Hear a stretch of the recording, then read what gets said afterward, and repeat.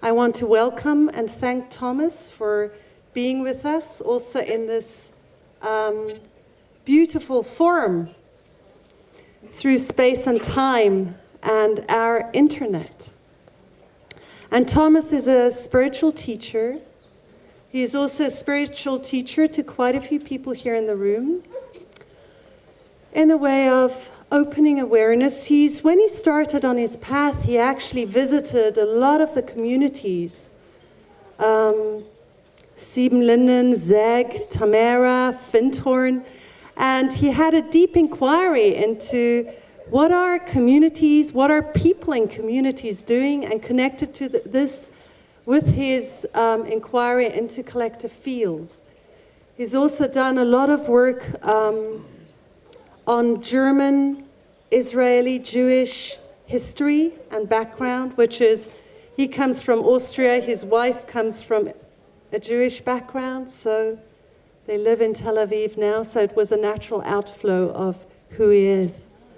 And he's here today. The main question that we invited him in with was about activism and burnout and the questions that are in our field around this. And we thought it would be great to hear from someone outside of our field to gain insights that go beyond maybe what we have in our daily lives. So I will ask him a few questions. Thomas will speak, and at the end there will be time for you also to ask questions that are burning in you. So Thomas, thank you so much for being with us today. Thank you for having me. Thank you for inviting me.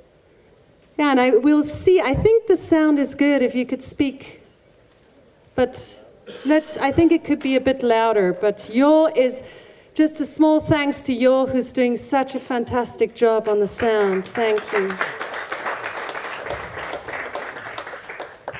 Yeah, so actually I think it would be great to start with a question that links what we've just experienced to the question around our work in the world and how we can do that in a way that does not burn us out, which is around the connection to nature and the connection to other species and finding this grounding in this larger sphere of awareness.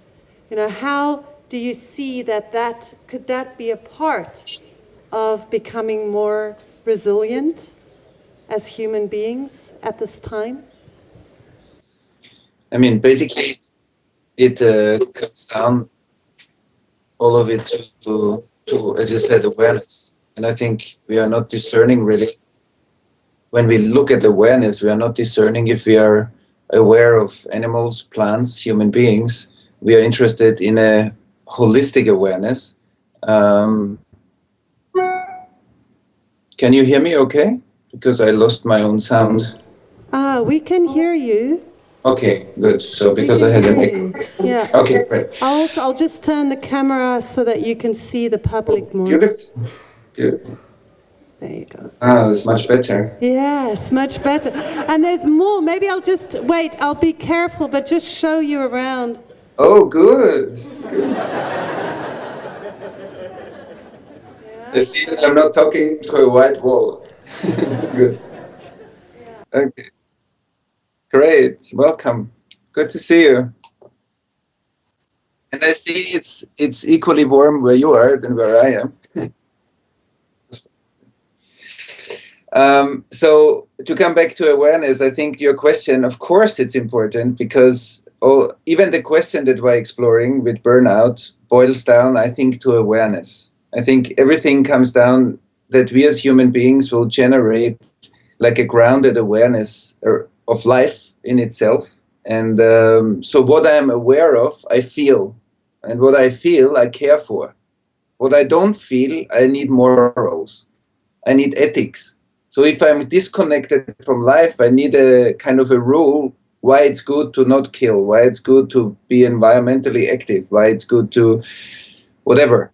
But if I feel and I'm connected to you, then I will also care for you, and I will give everything that I can that feels authentic for me to make my contribution to the greater life environment. And this means that I need of course, it's inherent to what I said is the awareness to the planetary circumstances, the biosphere, the noosphere, and even if you look into the mystical writings, much beyond what we call the global ecosystem.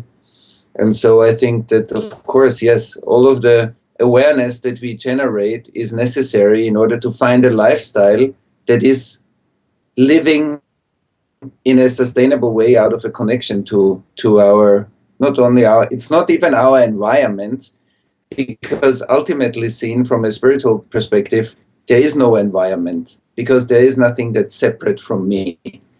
So we wouldn't even call it an environment, because this is my body, this is my experience that includes all those layers of life that we call plants, animals, human beings, and more. So therefore, of course, yes, it's all the training of awareness is welcome, because it's a contribution to feel connected. And once we feel connected, we care and we love and we embrace, and that's the beginning of a sustainable life, I think. That doesn't need moral rules, but that it has a natural moral that comes from connection. So yes. Yeah. Yeah, and I think, many of us here in this room have a direct experience of that connection and connecting to the world and feeling, in a way, the urgency, or feeling an urgency also that is calling us into action. Right. In the world right now. Right. And I think what we've been struggling with is, I would say even the word activism is exactly what we've been struggling with, because the urgency calls us forth, we step into action, and the more sensitive we become, and the more we open our hearts, the more we also feel there is to do, Right. So how do we deal with that? How do we find the essential thing that is important for us to do in every moment? Right, that's a very beautiful question. Overwhelmed. Right, that's a very beautiful question. So let's explore this. I think I need to create a bigger context in order to give an answer to the question, because that's a very big question. That's basically how does one find his life or her life mission, basically. And so on one hand, I think that the house is burning, and we all know that the house is burning. It's burning very strongly where I'm sitting now, but it's burning basically everywhere. And so I believe that one aspect of health is that we want to contribute. And in the mystical traditions, we would call this is what I call the hidden light. This is the light of the soul that incarnated through hundreds and thousands of years of evolution and is moving life a bit forward. So saying that, so that there's a healthy expression, that I think in a human being there's a healthy impulse to contribute to life and to add something through our lifetime. And this is what I would call when you answer your life's question, which is not a rational question, which is a mixture between the karma or past and the future.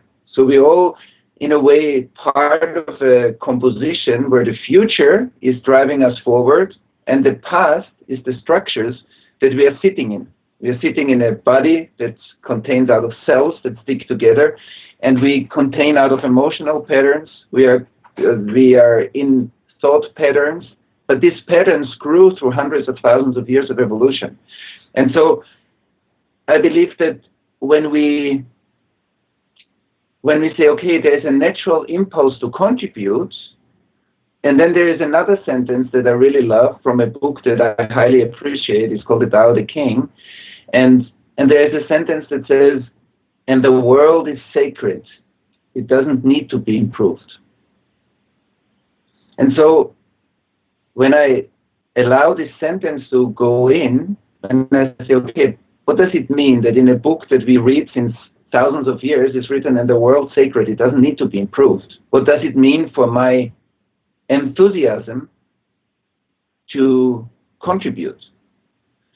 And I think there's written, the world is sacred, because the unsacred part comes because I'm looking through a separate lens. And I need to be aware of this separate lens. So whenever we talk about activism, I need to be aware if what I see as an imperfection is my separation or is really the world.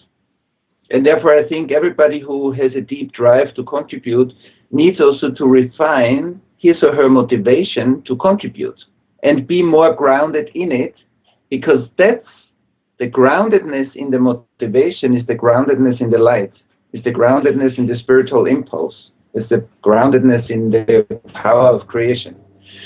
And so when we are grounded in this, we are connected to our energy. And in the moment we are connected, there is no burnout. Nobody can burn out when there is a full connection to one's own energy. That's what we try to teach our children. That's what we do through spiritual practice, is to reconnect the disconnected experience to the core of one's being. And if we have a synchronicity of the perspective to the energy, there is no possible burnout. And we are evolution. We are the power that drives life forward, because that's our inherent light. So when I'm connected to my core, I will feel what is my contribution to life. I will feel it. And I'm not doing it, first of all, in order to. So the in order to is a questionable motivation, I think. So when we hear from people, oh, I'm doing this in order to, are you really doing this in order to, or are you doing it because it's a deep calling in your heart? People who work with people who are therapists, people who work with environment, people who work with animals, people who work with crisis situations and conflicts, are we really doing it in order to, or are we doing it because we feel called to do? That's a big difference. So to, like, especially here in this country, when you see Jesus on the cross, the question is, if we didn't interpret and misunderstand the whole thing a bit, but that the deep groundedness in the energy is not to sacrifice oneself for. It's a deep urge in me to do whatever needs to be done. And so if I given that, it has a lot of implications, because then the sentence, the world is sacred, it doesn't need to be improved, doesn't mean that there is no development in the world. It doesn't mean that there is no evolution in the world. And then I will be responsible enough to check my own separation from the outside, check my own fears, check my own survival impulse, check my own shadows that I project onto the world. And then once I do this work, this consciousness work, I will see the world more and more the way it is. Its sacredness, with all the pain and all the pleasure. And so I think within that inquiry, I'm not anymore an activist, I'm just a human being that is naturally contributing because I'm connected to who I am. And in the healthy part of who I am, I think the creativity and the contribution is a function of my love, of my care, of my being part of my deepest humanity in another sense. So being deeply human means also being highly connected to the inside. And so I think in this gap between me, my separation, and the world, burnout happens. And why? Because I had once, I think this whole dialogue that we have today was based upon a session that I had, a one-on-one session that I had once with someone here from Israel, or actually not from Israel, but here in Tel Aviv, and a person who came to Israel to do peace work. And so he came to me and he said that he is totally devastated because he is burned out, and he put so much energy into this, and then now he cannot anymore. He's burned out. And then I said, okay, so let's explore that, and let's explore how an activist, how activism can lead to a burnout. And it can lead to a burnout if we are disconnecting from the system that we are working in. And I think that's what happens quite often in crisis situations, that people come in with a lot of good ideas, but disconnected a bit from the system that they are relating to. And so within this disconnect, that can have a lot of good intentions, of course, and a lot of motivation, but the disconnect is a bit dangerous, because in this disconnect we are trying to apply ideas onto a system that maybe rejects them, or is not open for it to receive them, or works actually differently. And so I think the deep function that we need as people that are caring for the world, and I think the world needs people at the moment that are contributing, and actually this is the time for creative people, because many structures are cracking open, like Leonard Cohen sings, there are the cracks where the light comes in. So when structures crack, there's more opportunity for creative people to come up with amazing new things. And this is what I see when I travel a lot, happening all around the world. And so now that's the time for people who contribute in new ways. But on the other hand, we always, I think the responsibility of someone that works in the world is to have times to listen and to contemplate the work and to refine it constantly, and to listen to the systems that we are active in. And then we, in a way, can close the gap. So, I mean, there's much more to say, but I think that's a short overview of how I'm looking at this. Thank you, that was beautiful. And the question that comes up in me also looking at us here is, is around this path to true connectedness to my core and connectedness to the system. And somehow the questions that arise for me are around how do we when we feel into the system, to really be with the system, what does this mean for being with pain, being with joy, our ability to be with pain and with joy? And also, what does this mean around the other, our image of the other and the enemy? Do we truly need to love our enemy? To hear more about that. Yeah, beautiful. First of all, I think, it's also like, I'm sitting here in Tel Aviv. I'm sitting in a place where every day missiles come and you hear explosions, and then you read the news and you listen to the radio what's happening, and then to read the news and to not be entangled in this. I think people who do work in the world need to learn a function, how you learn to listen to a space that is not being influenced by perspectives, but is open to other perspectives. And I think that's what I mean with being connected to one's core, so that you hear the news, you hear other people's opinions, you hear whatever is going on in systems, and you allow this information to go in, but you listen like as if you were an instrument that resonates with things and doesn't resonate with things. So to always come back and not be sucked into public opinions, opinions of systems, opinions of other people, criticism, and also confirmation. So in the spiritual practice, we are looking to find a space, and this is what we call a transpersonal space, that is not influenced by the personal interpretations of reality of the world. We are open to this because we need to be open to feedback and learn through it, but also to find a clear space how to listen to an inner intuition or an inner guidance while we digest the information of the world. Because otherwise we are very easily sucked into media, into the way how how maybe the system that we are working in is looking at situations, but I feel inside, no, you know, there might be an enthusiasm to do a project, but you feel, yeah, it's a good idea, but it's not yet it.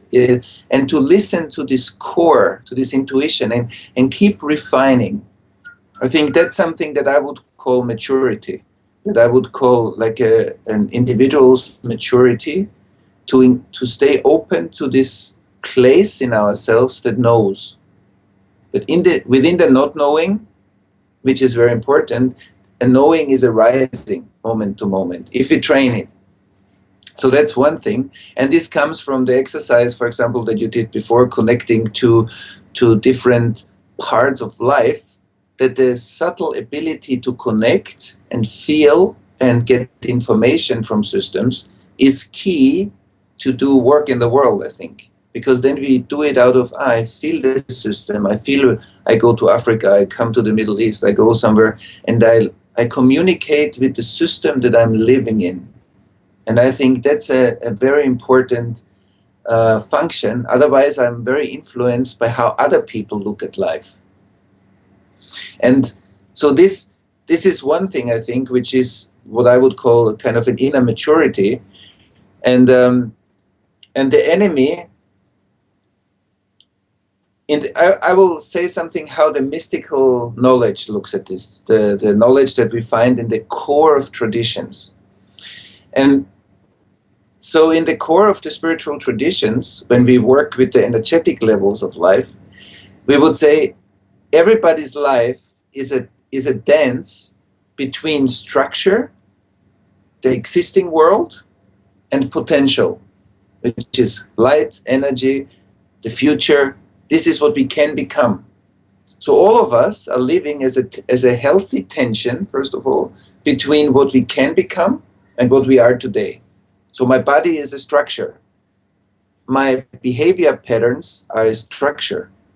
Everybody knows, I believe in the room, how hard it sometimes is to just change a behavior pattern. One, to change how you are in intimate relationship, how you look at sexuality, how you look at governments, like, you know, that how we behave, how we talk.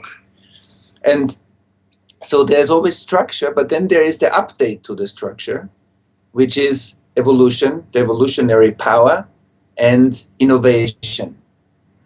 And one of the dangers or one of the difficulties that are described in the mystical teachings are when more light comes in, first of all, more shadow appears. And that's what we see in the world right now, that through an increase of consciousness in different areas on the planet, more shadows are coming up. And if shadows are not being addressed through consciousness work, they appear as experiences. And so the one thing is that when more consciousness comes in, new movements, new ways of dealing with life come in, they might hit collective unconscious material, which will appear as problems, difficulties to set things up, difficulties to make projects work. And then the mystical teaching says that every structure has a coherence. The fact that our bodies stay our bodies right now while we talk to each other means that there's a coherence in the system. The system wants to stay the system. So when there's an update to our cells, there's a new inspiration, but the system wants to stay the system. This is what we call gravity. And so the new impulse will hit the gravity. And the biggest danger is that we externalize this tension. We say, oh, because of the government, we cannot realize our project. Because of this. So we make the outside the enemy that prevents us from doing what we are doing more easily. And that's a problem. Because once I do this, I'm stuck. I'm stuck within the belief that the external system is the reason that my project doesn't work. And not that to understand that the system has a gravity, that has a coherence, like the neuronal network in my brain. When I want to change a pattern, first of all, it wants to stay the same. And I need to work with it, not against it. If I externalize this function, I work against it. And so love thy enemy is nothing but realizing that there actually is not an enemy in this regard, but there's a function of systems and new potential. And so I need to learn to work with this fact that every new impulse will hit also kind of a resistance to change. And not only do we hit this in outer circumstances, we are the voice of the anti-evolutionary voice. So what we do in our groups is we check, okay, when do I become the anti-evolutionary voice? When do I get afraid of change? When do I get afraid when my partner changes? When do I get afraid when people that work with me change? And what kind of mechanisms do I use to stop that when I'm scared, when I'm jealous, when I get envious that other people grow faster than I do, when other people are more successful than I am, when they become more loving, more open, more sexual, more vital? So how do I deal with this fact that I am also part of this, not only other people? And so the more I will consciously embrace these voices in me, I will learn to consciously embrace them in the system, in political systems, in social systems, in environmental systems, in physical systems, biological systems. And so the more conscious we are of that process, I believe, the less we externalize it and project it outward and start fighting with a natural law. So that's, I think, once it's a conscious process, we will transcend it. If it's an unconscious process, we will fight against our own shadows. And that's, I think, the work that we can do. And this will speed up evolution. If we are aware of those, let's say, the resistance to change, that I think if you're really honest, we all know. I think everybody in the room was once jealous and envious and afraid that other people become more powerful, more clear, that intimate partners change, and that it scares us. So I think these are things that we can work with inside. Thank you, Thomas. And, you know, I think it's also great because there's many people from communities here to really take in some of this information specifically also for communities and how we see and work with conflict. Right. But I think it would be a great moment now to open the room for questions to you from the field here. So we have 2 mics. Pavitra and Robin will come round. So who has a question? Oh, yeah. So there's a question coming up.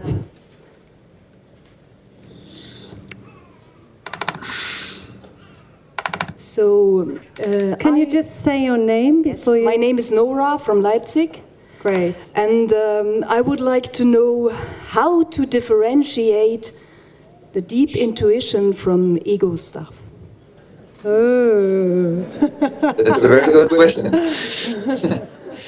That's, I think, what like a lifelong spiritual practice is about. That's usually what why spiritual practice is not looking for an end, but looking for a refinement. So often when I meet people in the groups or in talks or on my travels, they're like, often there is a notion that there is an end to the spiritual journey, and how can we get to the spiritual aim the fastest? And I think to look for an aim is that we project our mortality, the fact that we have a limited lifetime. So this limitation we project onto our spiritual path, onto life. And so because I don't think that there is ever an end, but there is a refinement and a deepening. There's a constant deepening of our path. And so when you walk your life and you are committed to a present lifestyle, to a present and related lifestyle, because all of us here, I think that we are here together. We are, first of all, passionate about the world in some sense, and we are living in a we. We didn't decide to go to a monastery or to a cave. And the fact that we are sitting here together as a culture and as a cultural process means that we are relating all the time to life. And so I think when you commit that your spiritual practice is that every interaction that you have is the most important one. That every interaction, every moment that we experience is the moment where we wake up or not. And so if I walk through life like that, then I will more and more do exactly what I mentioned at the beginning, which means to connect to the essence of my being. I will learn to listen to the resonances that life plays in me. And to listen to these resonances is a constant refinement. So you hear somebody say something, and there's an inside resonance to this. You will feel, oh, this sounds a bit disconnected, this sounds connected, this feels very true, this doesn't feel true. And then you will also feel suddenly, oh, the impulse that I have right now comes actually out of a sensation of fear. So many people ask, okay, how can I discern if I am afraid or if I'm intuitive right now? And usually intuition doesn't come, first of all, with an emotion.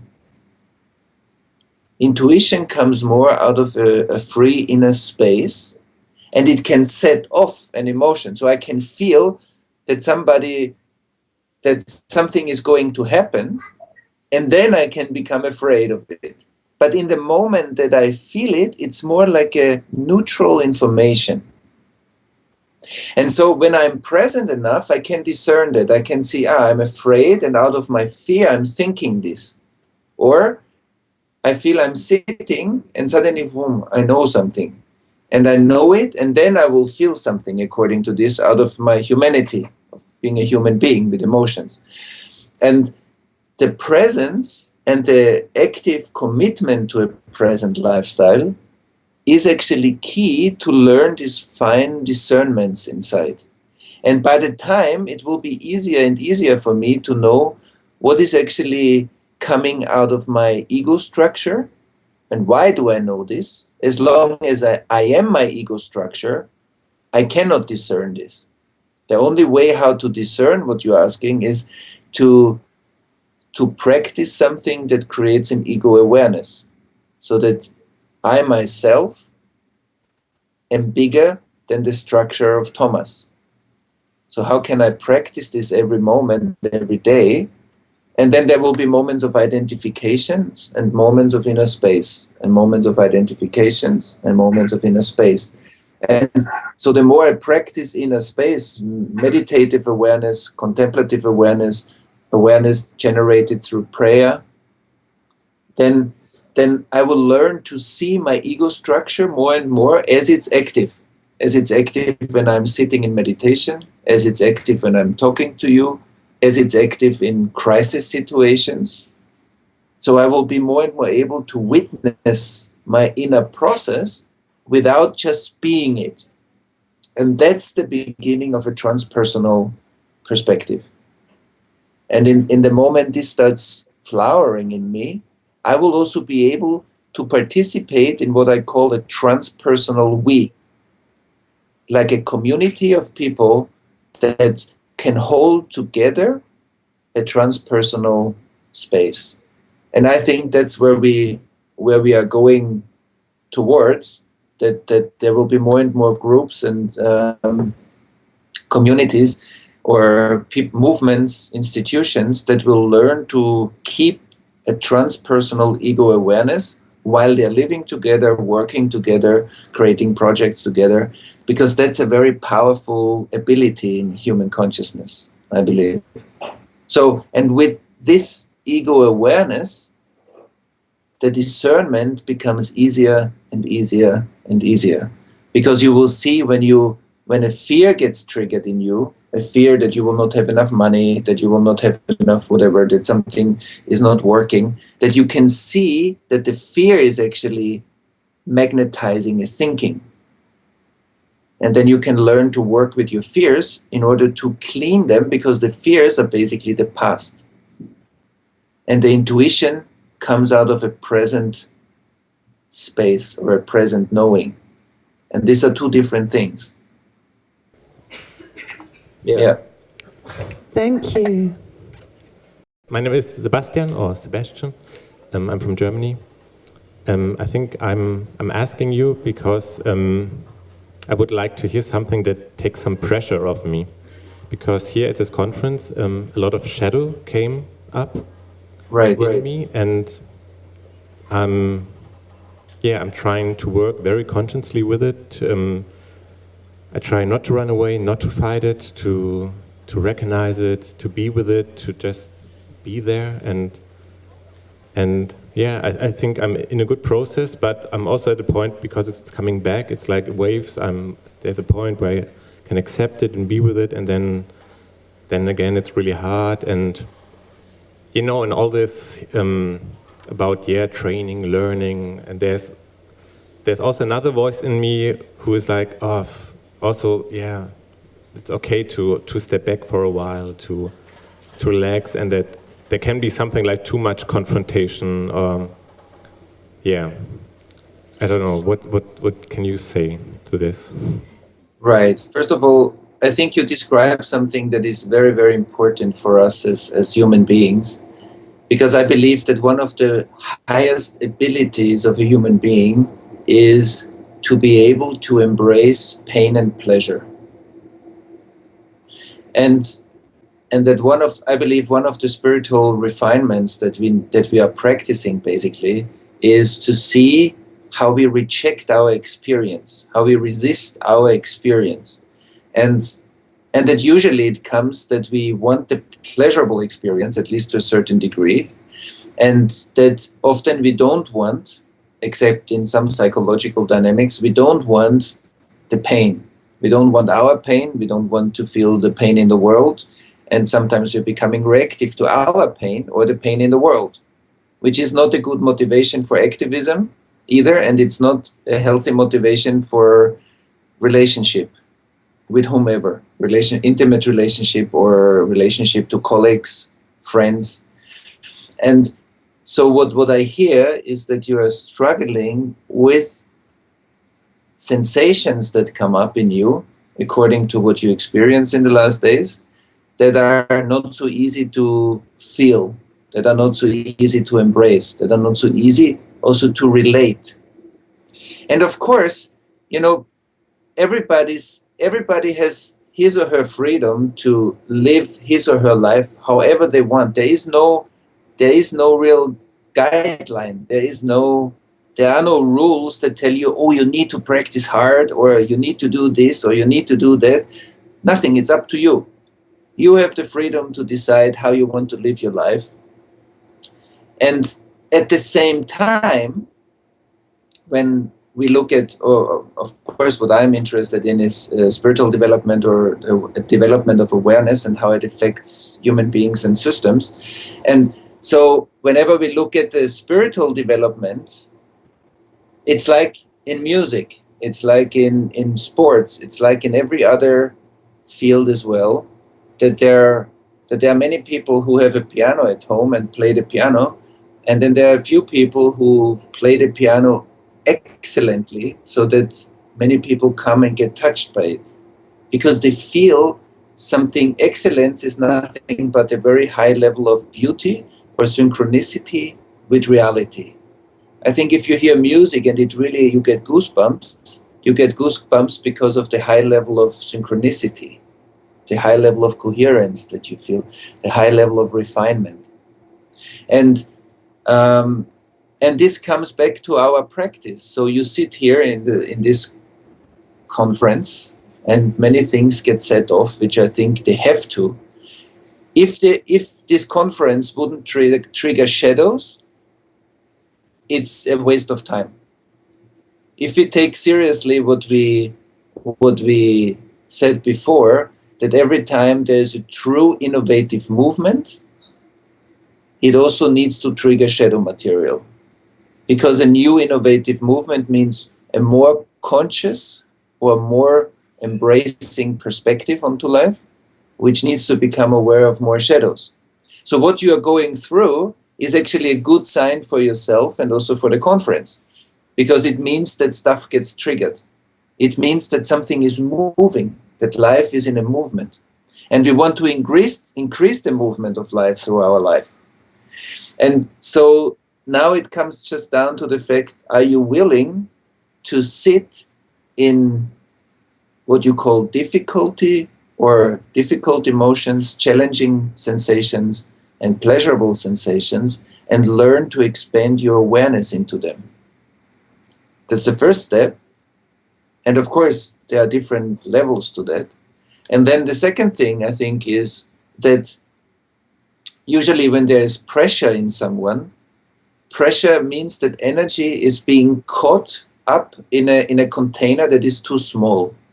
So usually when we work with shadows, we release energy, we release emotions, we release contractions in the body, but also one way how to release them is to connect them to other people, to learn to relate the difficulty to the outside world in a responsible way. And so when you have pressure inside, in order to look, I think the question is not how to get a relief, the question is more how to get you more into it, how to get you more to look at this pressure, because the pressure is a sign of your development, and how you relate this pressure more to your environment and not stay separate in it. So if you look at these two things, I think I'm sometimes not a fan that people will feel better. I'm sometimes a fan of people developing through the pressure that they feel. Because sometimes to relieve the pressure means to go back into the old self, and sometimes to stay with it in a present way means that I will become someone new. So that's what I have to say for now, not to go into your personality too much, because that's not the context here. But I think that's what I can say on a more general level. But thank you so much for your courage in bringing this in. Right. And I think you speak for many here. So thank you very much.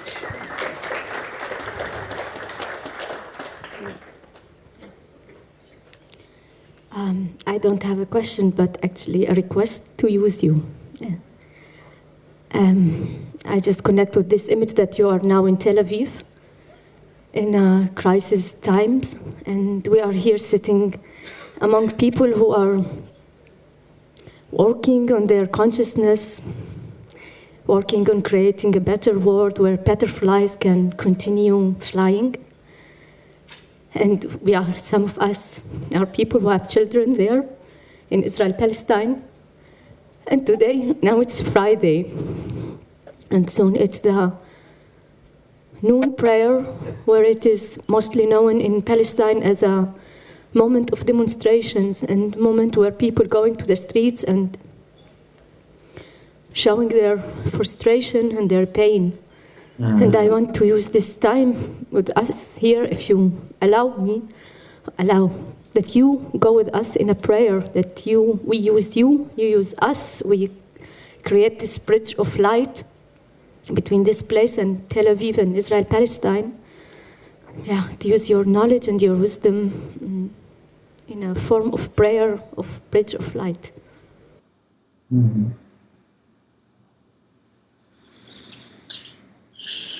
Yes, I think that's a beautiful impulse, and I would love to do this.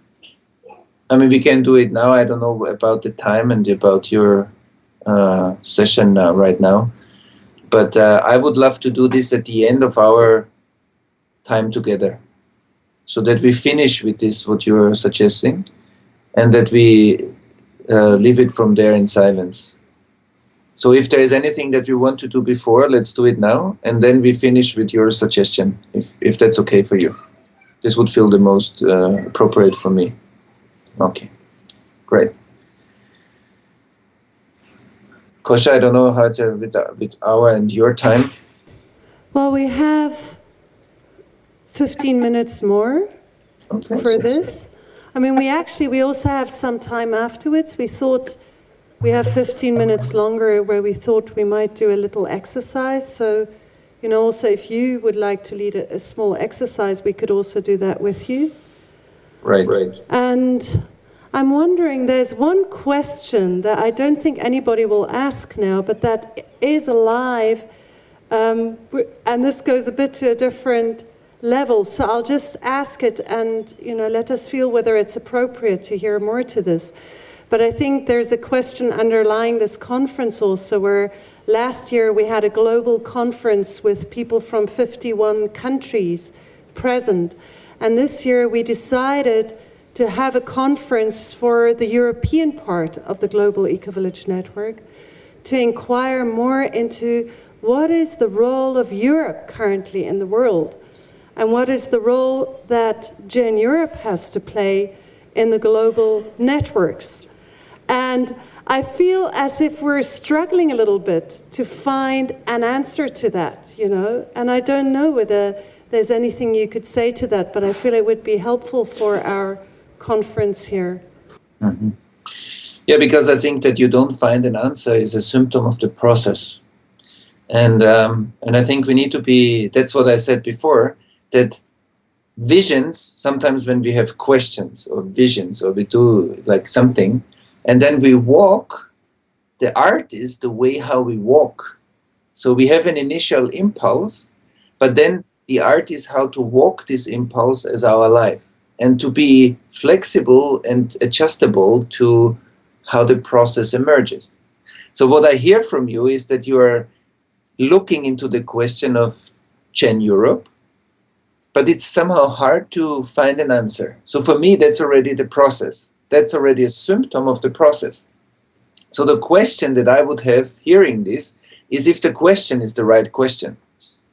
If it's really so important to find out what Gen Europe's speciality is, or if it's more interesting how Gen Europe, what are the resources that we have here in Europe to contribute to a global perspective?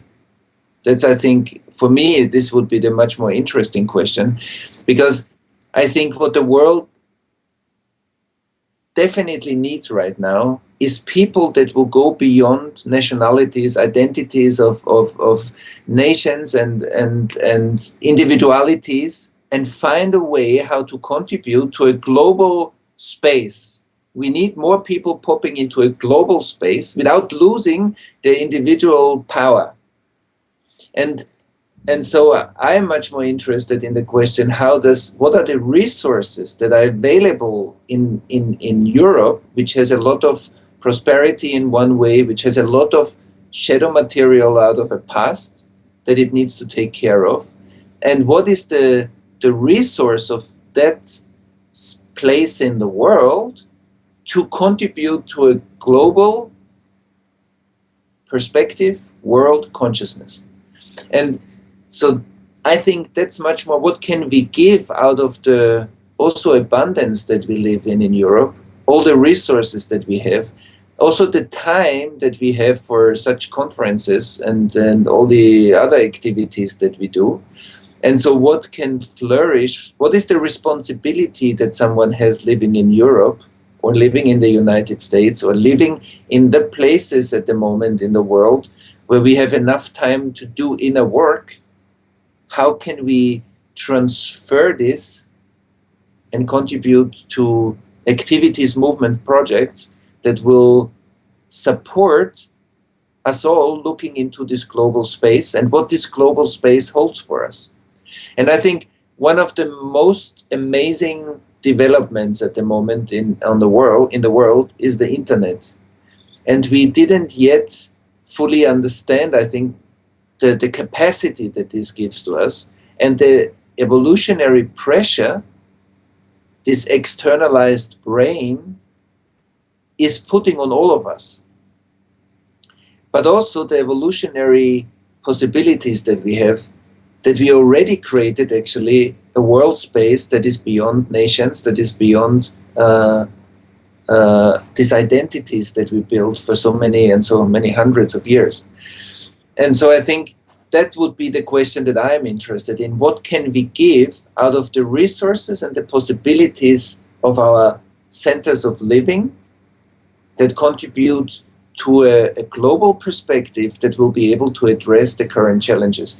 Because from this nationalized and compartmentalized identities, we will not be able to deal with global warming. We will not be able to, that's too small, that's too slow, that's too something. And I think how to grow from the ground into a bigger tree together is what the question that I would ask. We have so many, we are so rich in one level in Europe, and we have so much time, which is a high value to deal with these questions, that we need to definitely come up with some answers. That's our responsibility. We cannot waste our time for this self-indulgence to turn around ourselves. I think we are given this time, or we have been given this time to use it for creativity to come out. And I think there are many things that Europe and the current situation in Europe can contribute to this global space. So that's what I'm not surprised that it's stuck a bit in the process, because that's my guess also. It's not a question that I would ask. Thank you, but it feels like in our process we've been pretty on track, actually. So thank you. And there was a lot of resonance also in the room while you spoke. Thank you, Thomas. Great. I'm very happy. So I wonder whether, Thomas, you would take, I think there's 2 or 3 other people that might like to ask questions. I wonder if you want to hear 3 questions together and then reply. Yes. Very to good. all of them in a way, so make it more efficient. That's good. yeah. So see immediately masculine leadership. yeah, we are also here. The men are also here. Hello, Thomas. Here's Kolja. My question is back to the Tao Te Ching sentence of the world is sacred. Right. And there are spiritual teachers like Nisargadatta who say, war, there's always war. This is God's play.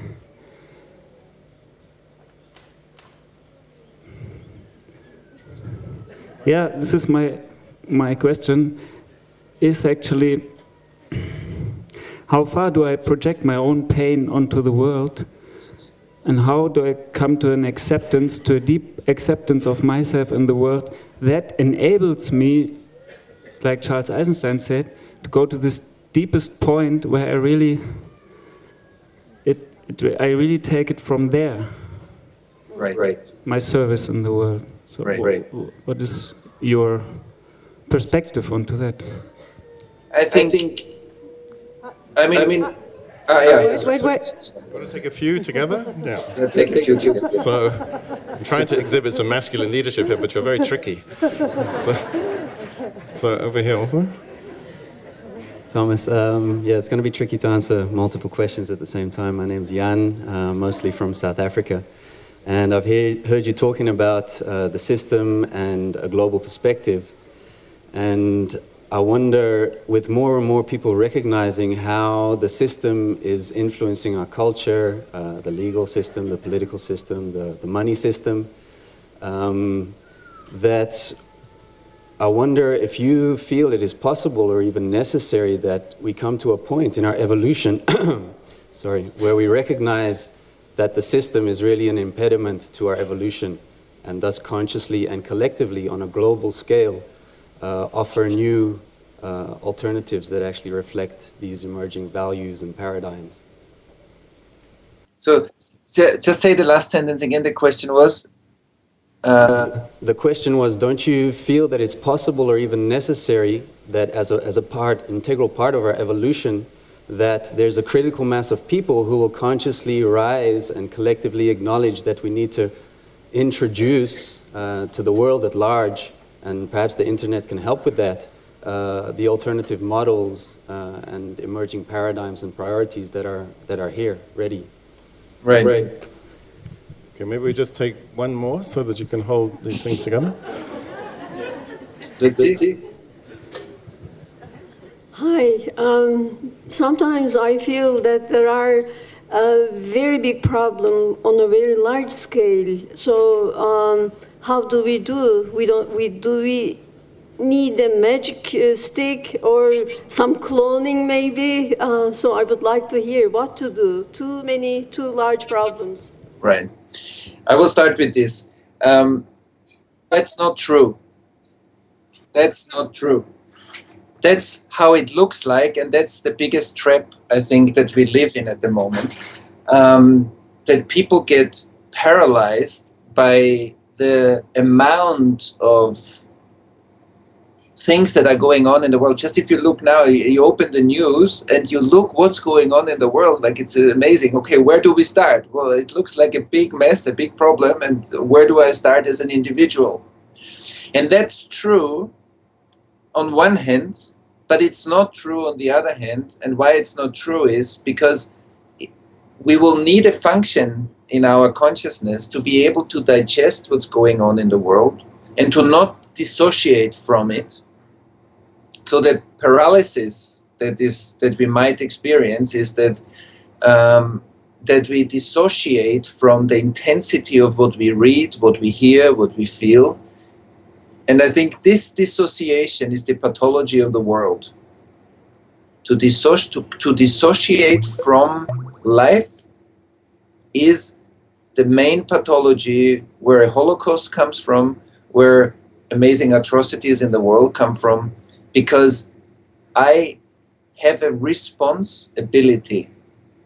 And when I dissociate, I limit my responsibility, which means I cannot anymore respond to the world according to my ability.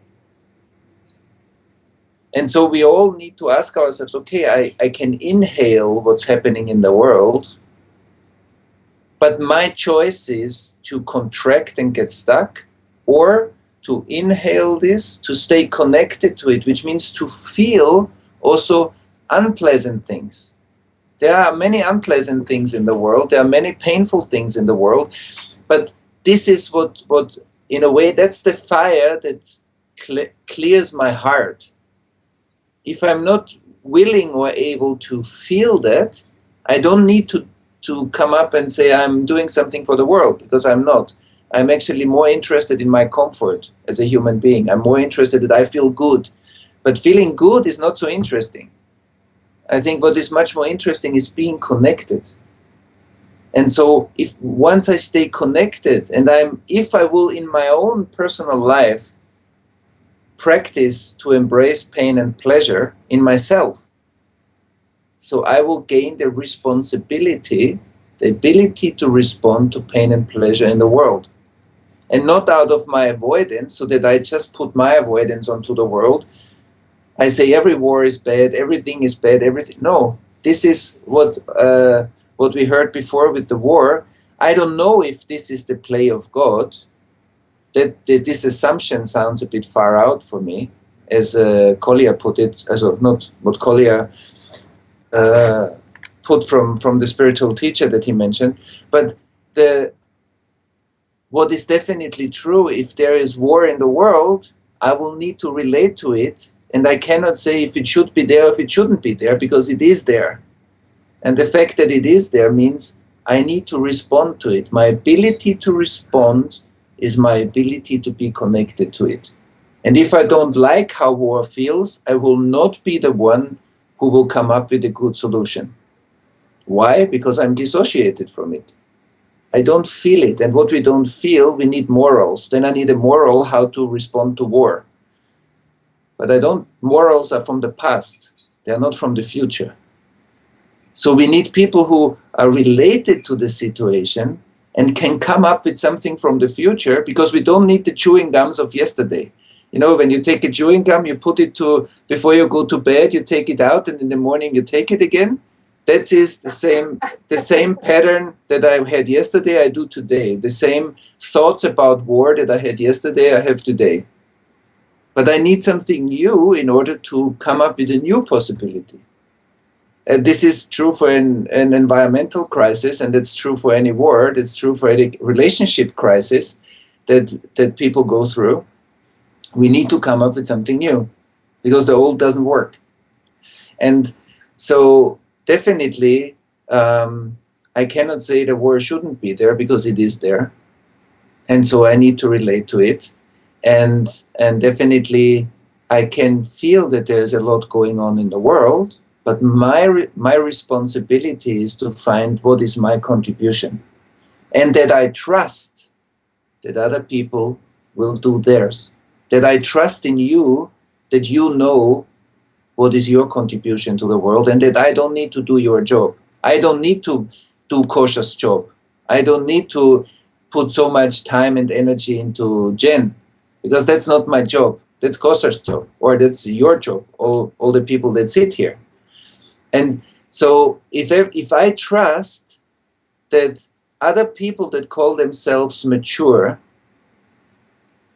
and that want at least a democracy as a system to work, then I need to trust that you will do your job, that I don't need to save the world and you don't need to save the world, but I trust that when we all do our job, that we will do something bigger together.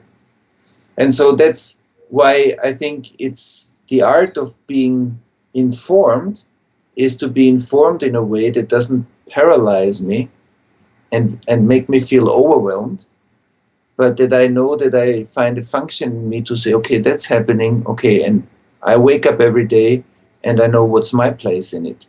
And I don't need to take over your place, because that's not my thing.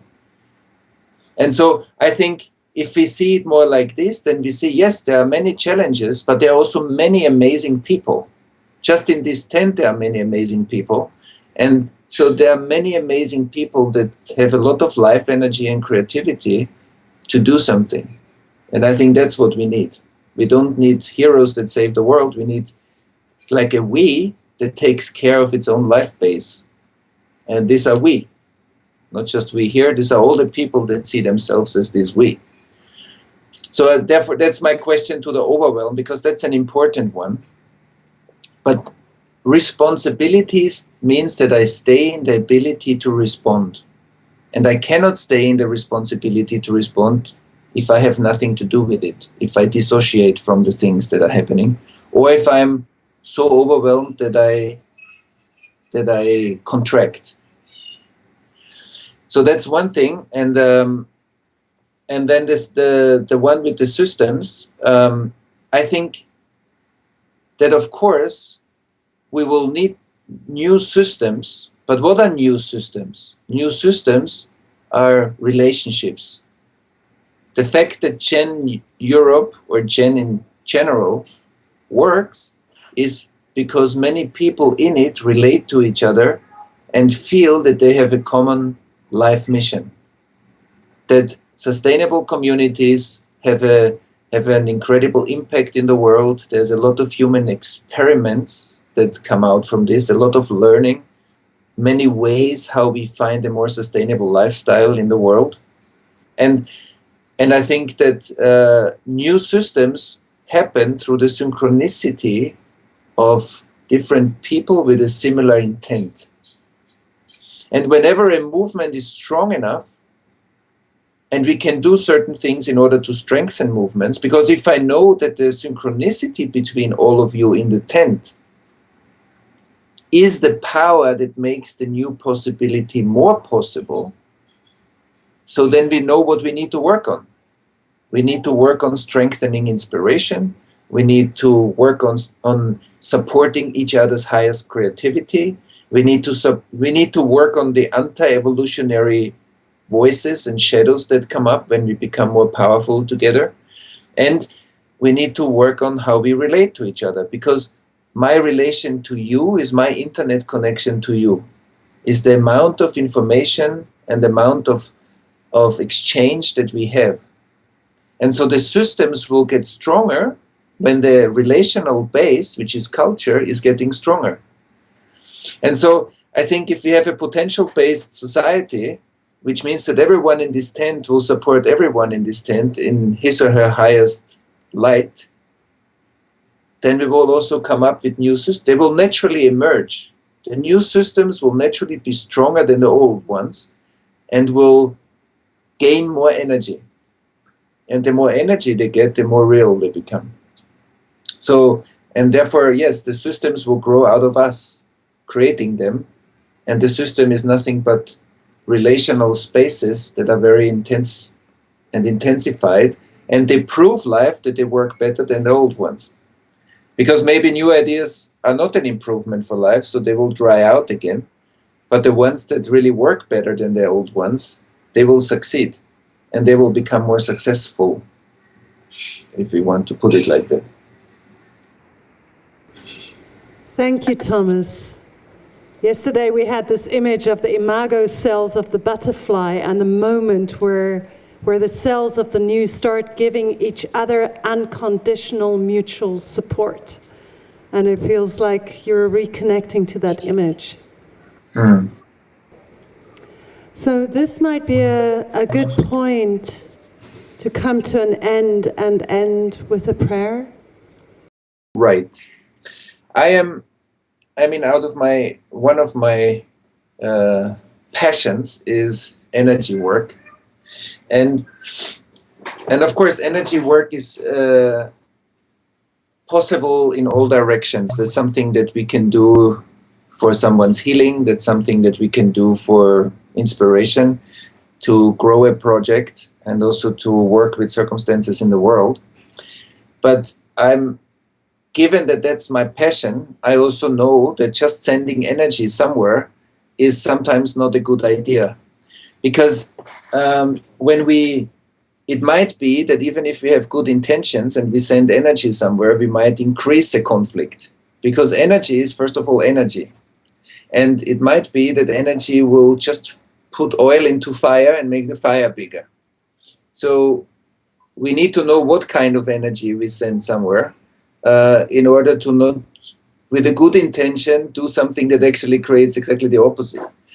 And so what I would suggest, what I will feel good with, because like for me, energy work is like an art, and it's something that needs to be done with a lot of care, because it's not just something, it's like a profession. And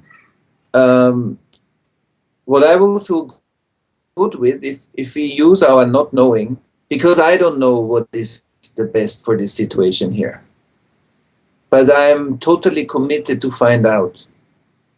And what I experienced through living here in Israel, in this area, and the longer I'm here, the less I know. And the longer I'm here, the less I understand it, because I see its complexity more and more. I see more details of the complexity. And there's not one simple solution to this, I believe.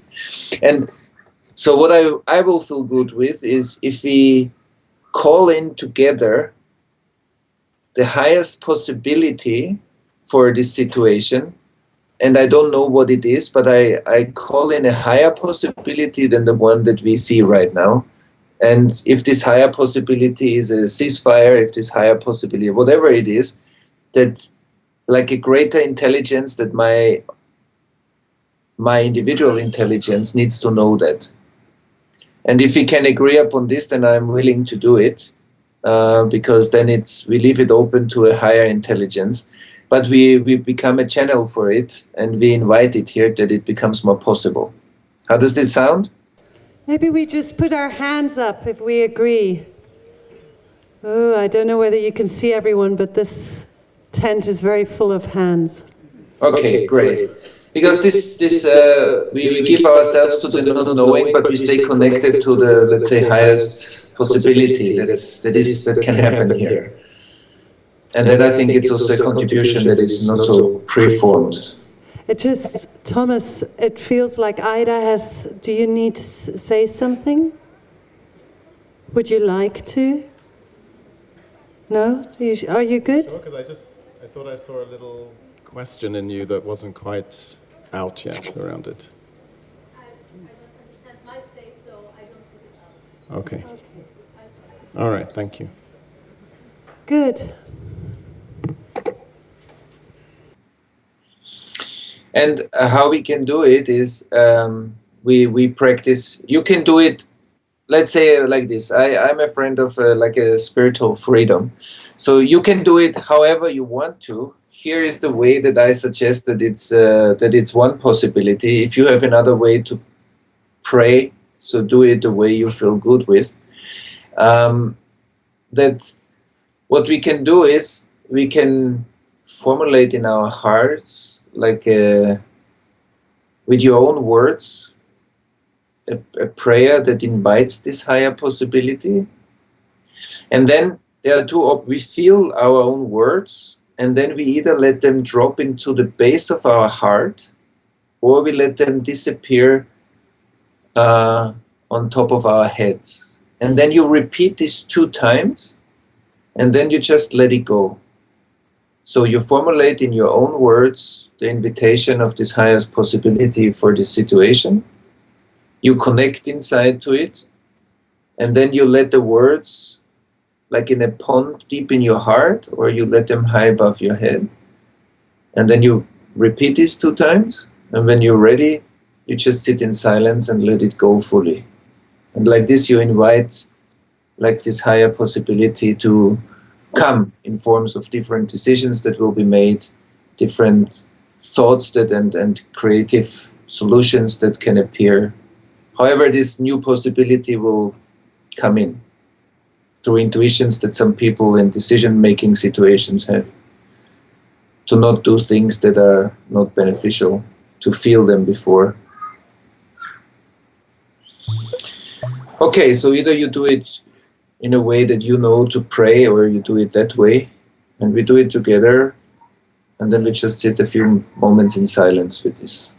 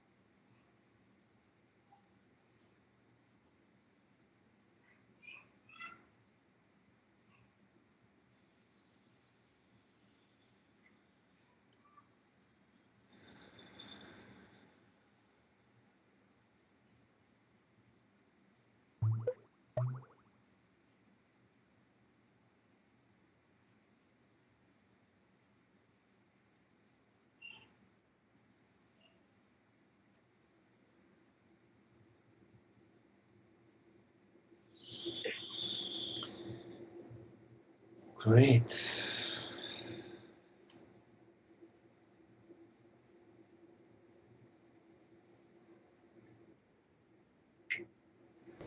Thank you, Thomas. It's a very, very beautiful energy here in the tent right now. I can feel it, yeah. Tent has a good shape. It's just a bit too low, the ceiling of the tent. But it's lovely.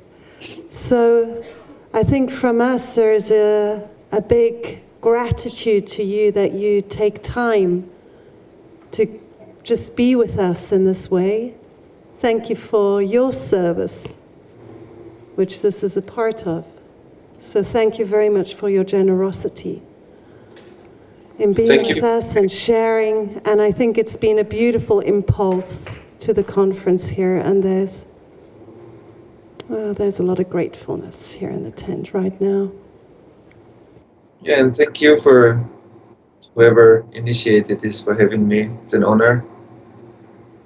I'm happy for our time together. I hope it contributes to your process, and we also made it through without any interruptions, which is good. Yes, and also the internet connection, it felt like over time your picture became clearer and your voice became clearer, so that was also very good. So thank you, and we look forward to having you with us again, and also very soon you will be in Germany, and Pavitra will just say a few words about that.